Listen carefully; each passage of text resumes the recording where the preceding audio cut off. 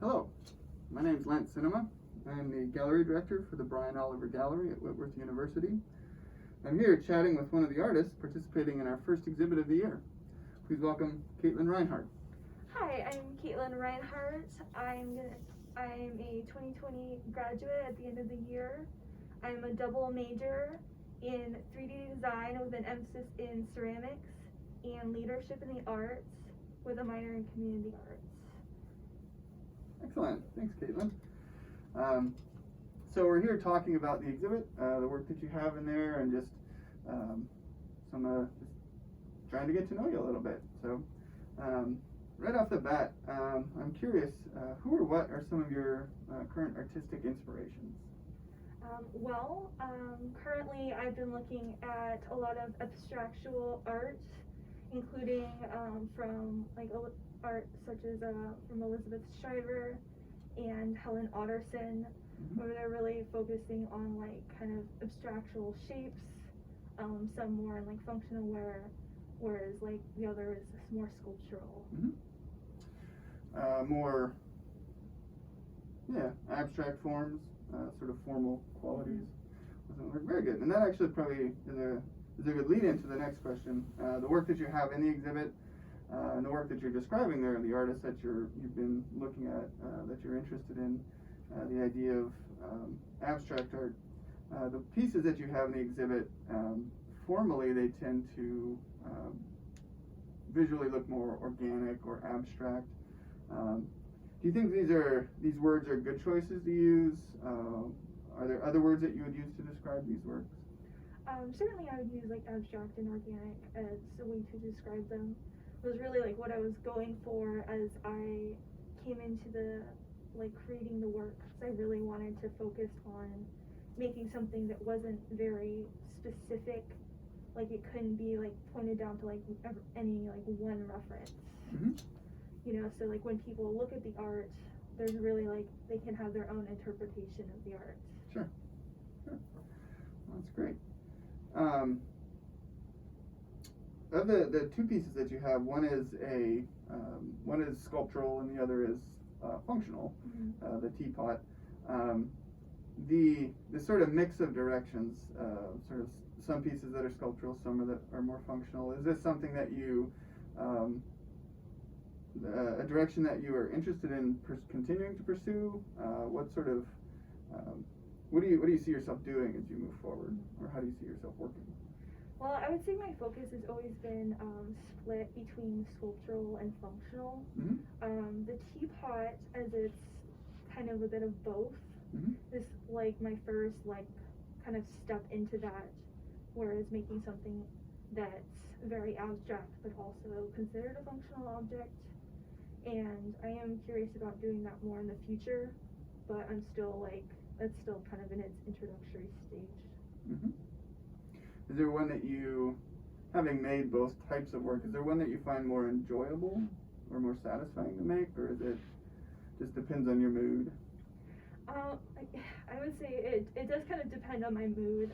I really do enjoy sculptural, creating sculptural pieces, but making stuff that's functional, especially although my teapot isn't made on the wheel, I do really enjoy making stuff on the wheel just because it's very relaxing. Yeah.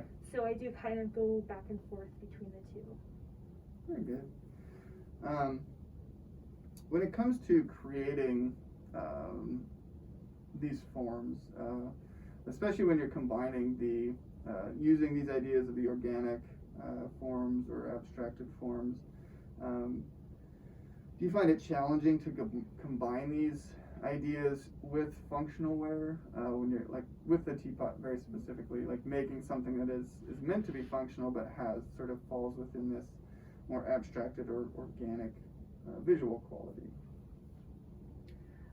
Yeah, I would say for functional, or it can be a lot more complicated, especially when I was making the teapot, my idea of what I wanted to make and what turned out were very different. So kind of that shift was this thing that I had to deal with as I was creating the piece. Excellent. Yeah, it seems like for those who have a chance to come in and see the work, or if they're seeing this video on the blog, they can also go to the portfolio section and see the work that you have there. Much of which is the same sort of thing. You have a mix of functional wear and then the more structural or the more abstract and formal kinds of sculptural pieces that you've made. So it's a good way to get a look into the work that you've been making over the last few years. Do you have any last thoughts? Are you working on anything right now that you can share with us? Or? Well, I mean, I have been kind of thinking along the lines of like a lot of what I made in the spring, especially because of COVID. I like shifted my focus. I mean, I was still like in clay, but like I had to do air dry clay, right? Which functions. It feels similar, but it functions differently. You know, it's much more fragile. So, kind of curious, like, to just see like where I go from like my ideas first in clay, and then with air dry clay to see like where those ideas go. Well, one thing that I the work that you were making in the spring in the air dry clay, again in that sort of portfolio section of the blog, you were using paint on the surfaces, and I know that with these you have either more traditional finishes for those surfaces, either glaze or underglaze. Have you ever considered painting the ceramic surface, or are you sort of, you like the way that the glazes or underglazes work on that surface? I mean, I haven't really like thought about like using paint on clay, just because I feel like I've been a bit more like a traditionalist that way. Sure. You know, where like I really like focus on like what can I do with stuff that's made specifically for clay. Yeah. Yeah, I mean, I don't know, I'm just like imagining like someone else that painted stuff that I was very like, oh, you can totally do that with underglazes. Yeah?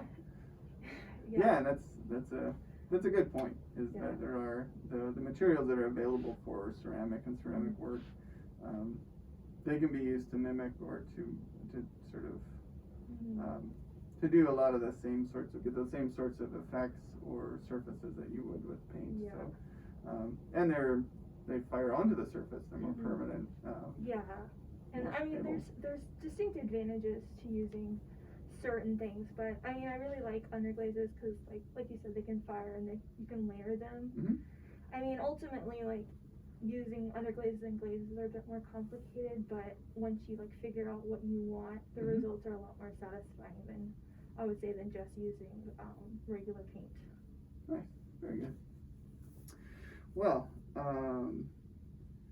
that's great. Thank you for joining us. It's good to chat with you and to learn a little bit more about your work and your process.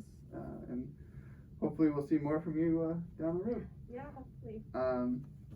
Again, thanks for joining us. We hope you enjoyed this video. If you have a chance, hopefully you can make it down to the gallery and take a look at Katelyn's work in person.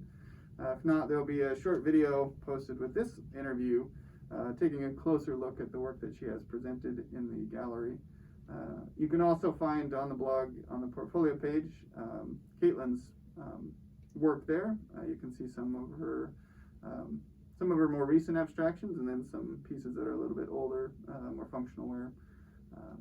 So, thanks again.